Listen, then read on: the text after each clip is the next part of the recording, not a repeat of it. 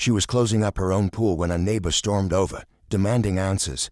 Minutes later, the cops arrived, but they weren't there for who she thought. Sharon took a deep breath as the sun dipped behind the tree line, casting a golden glow over the water. The pool at her boutique rental estate, a property she had poured her heart into for nearly a decade, shimmered in the fading light. It was her ritual. Every evening she'd personally check the chlorine levels, straighten the lounge chairs, and lock up the gates. Guests came here expecting tranquility, and she made sure they got it. She loved this place. It wasn't just a business to her. It was a reflection of years of sacrifice. She remembered the struggle of getting the loan, fighting for permits, and handling every inch of maintenance herself when she couldn't afford to hire help. But all of it had been worth it. Now, the estate was thriving, attracting high-end visitors who appreciated its exclusivity. She adjusted the latch on the pool gate and turned to leave when she heard a voice behind her. "Excuse me, what do you think you're doing?" Sharon paused, already knowing where this was going. She turned to see a woman in her mid-50s, arms crossed, standing at the edge of the rental property. She had that look, chin lifted slightly, squinting as if Sharon were an equation she couldn't quite solve. "I'm closing the pool for the evening," Sharon said, keeping her tone even. The woman took a step closer, eyes narrowing. "You work here?" Sharon studied her for a second. She knew exactly what this woman was implying, but she wasn't in the mood for games. "I own this property," she said plainly. The woman blinked, as if trying to process the words. Then, without missing a beat, she scoffed. "Oh, really?" Her voice was laced with disbelief.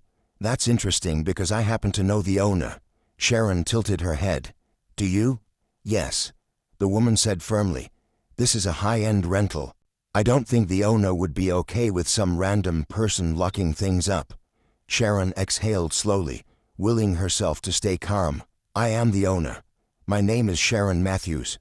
I bought this place in 2014. But the woman wasn't listening. She was already reaching for her phone. "You need to leave," she said. "I'm calling the police." Sharon let out a humorless chuckle. "You're calling the police on me? On my own property?" "Exactly. If you really own this place, then you won't mind proving it to the officers when they get here." And just like that, she pressed the call button. But Sharon knew this wasn't about proof. It never was. Sharon crossed her arms, watching as the woman paced a few steps away, phone pressed to her ear. "Yes. I need officers at the Lakeview estate. There's someone trespassing. She's locking up the pool like she owns the place." The woman's voice dripped with urgency, her free hand waving as if she were giving a play-by-play of a crime in progress. Sharon could hear the muffled response from the dispatcher.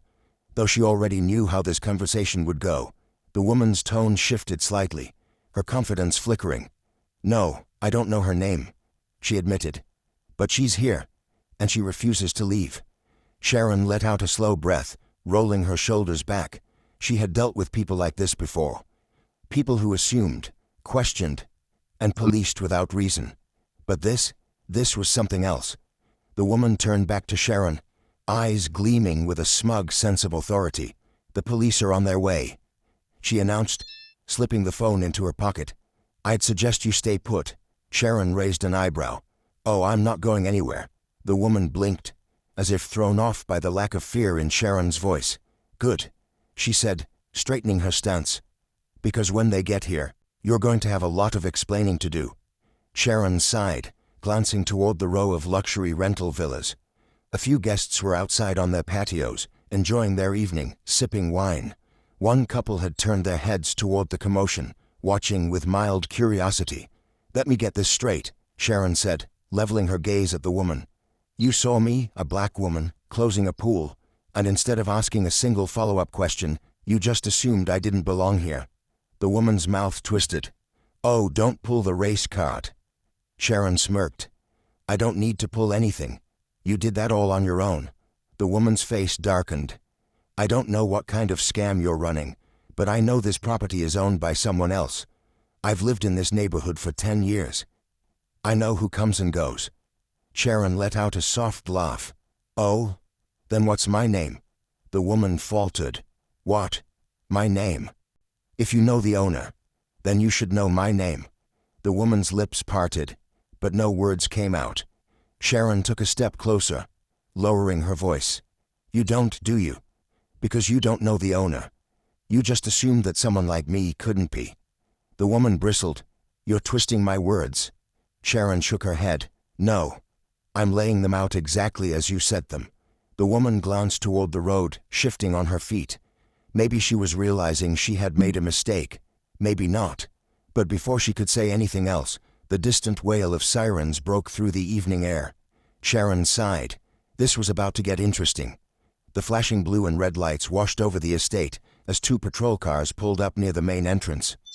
Sharon stood her ground, arms relaxed at her sides, while the woman, who still hadn't bothered to introduce herself, took a deep breath, straightened her shoulders, and marched toward the officers, like she had personally summoned reinforcements.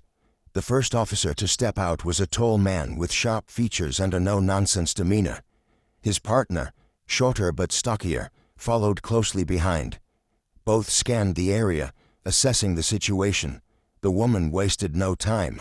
Officers, thank goodness you're here, she called, motioning toward Sharon like she was pointing out an intruder. She was trying to close the pool, acting like she owns the place. I told her to leave, but she refused. Sharon let out a slow exhale. Here we go. The lead officer turned his gaze to her. Ma'am, do you live here? No, Sharon replied evenly. I own this property. The woman scoffed. No, she does not. The officer glanced between them, then turned back to Sharon. Do you have any identification or proof of ownership? Sharon nodded and calmly reached into her pocket. She wasn't about to make any sudden moves. Not with the way things could go south in situations like this. She pulled out her wallet, then handed the officer her driver's license. I also have property documents inside, she added. If you'd like, I can grab them. The officer took the ID and studied it before glancing at the woman. Ma'am, what's your relation to this property? The woman faltered. I live nearby. I've seen the owner before, and I know this isn't her. The officer didn't react. He simply turned back to Sharon. Ms. Matthews, what exactly happened here? Sharon crossed her arms. I was locking up my pool, like I do every night, when she gestured toward the woman, decided I didn't belong and called you. The officer's face remained unreadable, but something in his eyes shifted. He looked at Sharon again, his gaze lingering a little longer this time. Then his expression changed, just slightly. Wait a minute, he muttered, staring at her ID again. His partner leaned over to peek, then raised an eyebrow. Sharon Matthews. The first officer repeated, almost like he was confirming it to himself. Then, suddenly, his posture relaxed, and his face lit up with recognition. Oh man, he said, shaking his head. I know you. The woman stiffened. What? Sharon arched an eyebrow. Do you? Yeah. The officer nodded, handing back her ID. You were on the news a few years back. Didn't you run that community outreach program in Oakland? Sharon tilted her head slightly, a hint of amusement creeping in. That depends. Which one? The officer chuckled. The one with the scholarship fund. My cousin's kid got a grant through that program. Sharon smiled. Small world. The woman's mouth opened and closed, her confidence cracking just a little. But the officer wasn't done. He turned back to her, his expression unreadable. And you said she was trespassing. The woman faltered. I thought she was. You thought. The officer's voice was calm but firm. Did you ask her any questions before calling us? The woman swallowed hard. I just... But now it was clear. The situation was not in her favor anymore. The woman's confidence wavered as the weight of the officer's words sank in.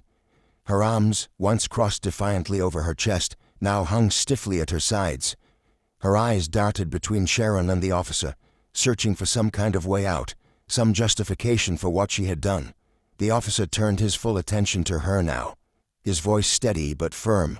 You called us, claiming there was a trespasser, but you never actually checked if she belonged here? The woman's mouth opened, then closed. I assumed. That's the problem. Sharon interrupted, folding her arms. You assumed.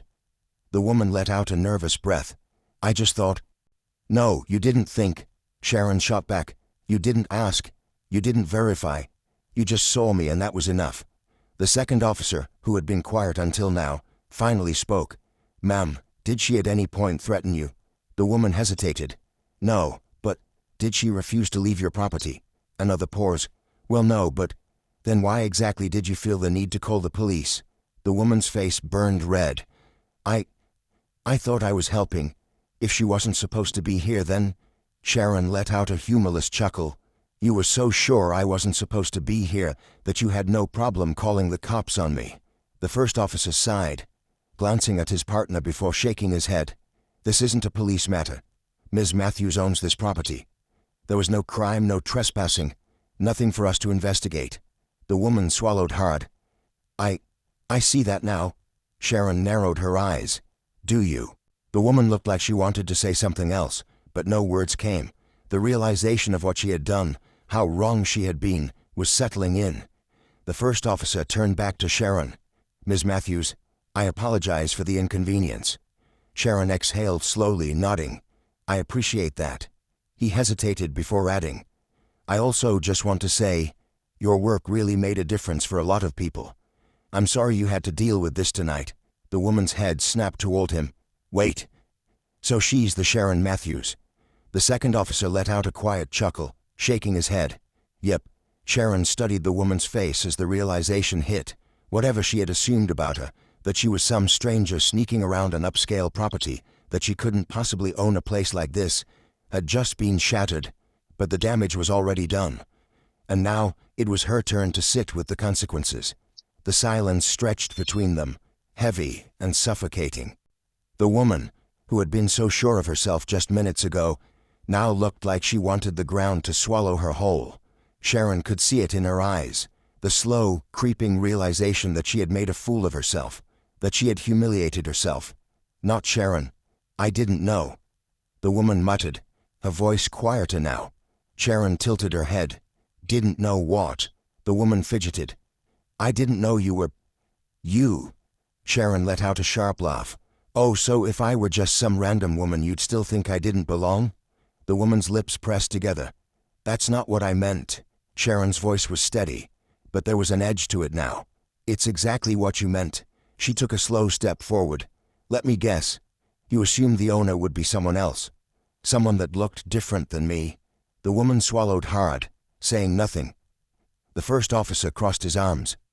You know, Ms. Matthews could file a false report complaint against you for this. The woman's eyes widened. I wasn't trying to cause trouble. The second officer shook his head.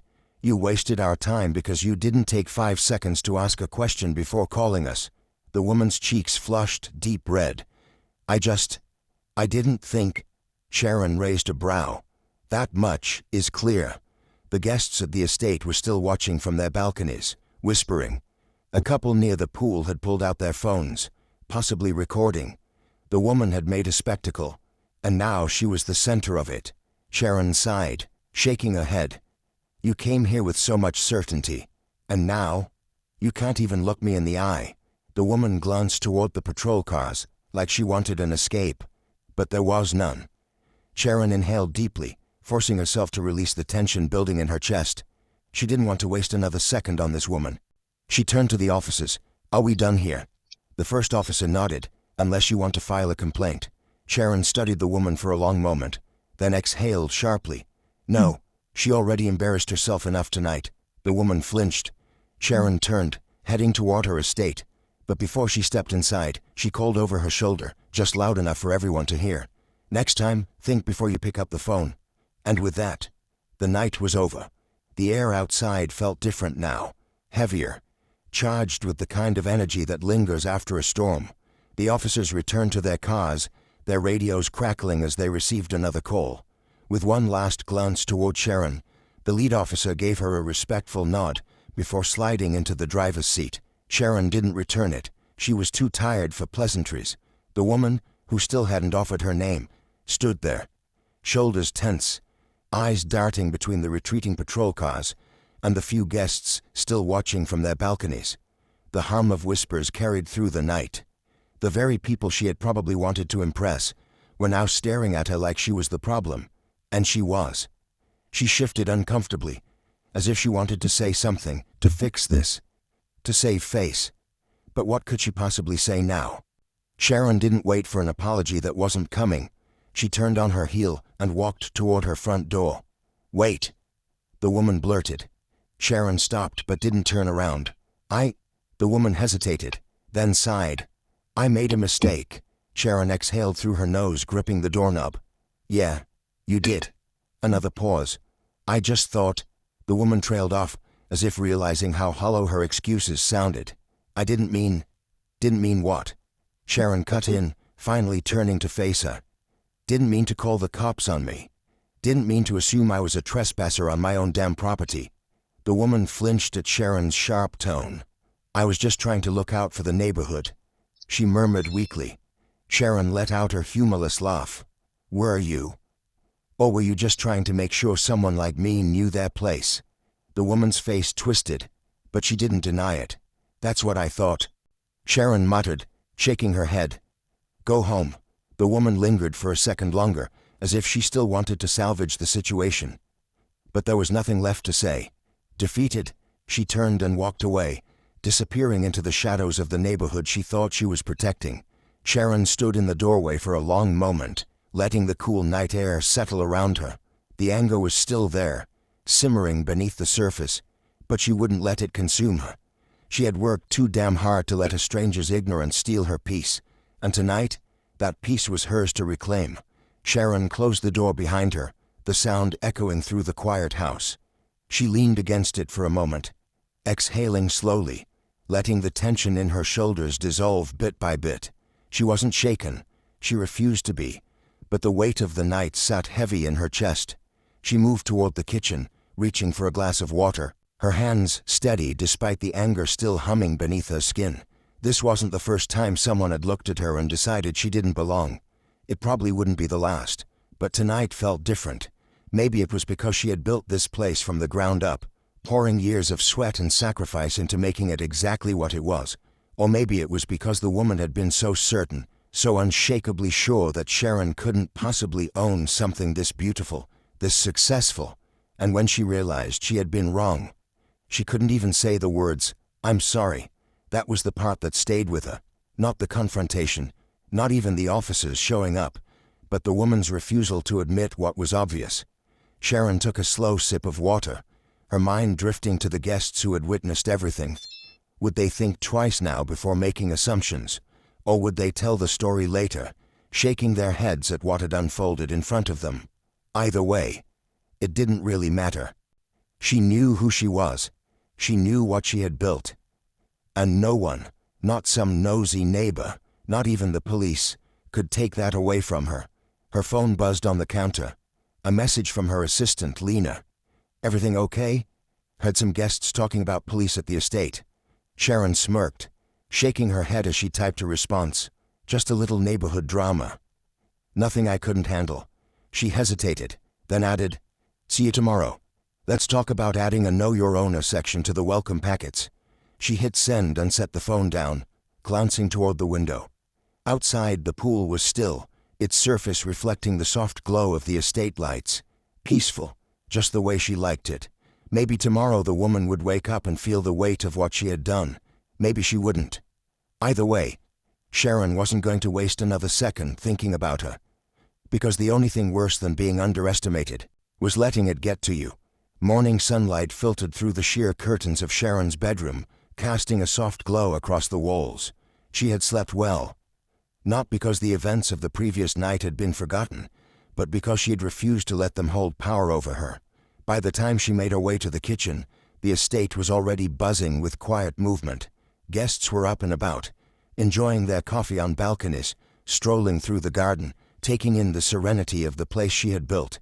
This was why she did it, not for approval, not to prove anything to anyone, but because she deserved to exist in spaces like this, because people like her deserved to own, create, and succeed without justification.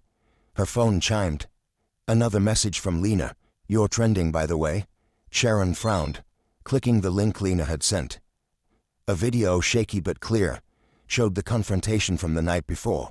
She called the cops on the owner. You can't make this up. The caption beneath it was already drawing thousands of comments. Some were angry, some were supportive, and others were the usual mix of deflection and excuses. Sharon sighed, setting the phone down. She had seen it all before. The mental gymnastics people performed to justify behavior like that. The same tired arguments, the same unwillingness to admit the truth, but there was also something else. Messages from strangers saying how much they admired her composure, how they had been in her shoes before, how they wished they had handled it the way she did. That part, that mattered. Lena called a few minutes later, her voice buzzing with excitement. "You're about to be everywhere," she said. A news outlet already reached out. "They want an interview." Sharon pinched the bridge of her nose. "Of course they do. You gonna do it?" Sharon exhaled slowly, thinking, "No, I don't need to." Lena was quiet for a second. "You sure?" Sharon glanced out the window, watching the water ripple in the pool. "Yeah, the video says enough. People can take from it what they want." Another pause, then Lena chuckled. "You know, I always say, you're the classiest person I know." "I'd have cussed her out." Sharon laughed. "Trust me, I thought about it." They hung up, and for the first time since the night before, Sharon felt something settle in her chest. Not relief, not anger, just clarity. This wasn't about one woman and her ignorance. It was bigger than that. It was about the everyday choices people made, whether they let their biases dictate their actions, whether they questioned their own assumptions before jumping to conclusions. And maybe, just maybe, someone watching that video would think twice before making the same mistake. She poured herself another cup of coffee, stepping outside to take in the morning air. Another day. Another reminder that no matter what people assumed, she belonged here. And she always had. This isn't just one story. It's a reality too many people face every day. If you've ever been in Sharon's position, you know what it feels like to have someone look at you and decide, without knowing a thing about you, that you don't belong. And if you've ever been on the other side, maybe this is a moment to reflect. Assumptions have consequences. Ask questions. Challenge your biases. And most of all, think before you act. If you found this story powerful, don't forget to like, share, and subscribe. These conversations matter, and the more we talk about them, the more we can change.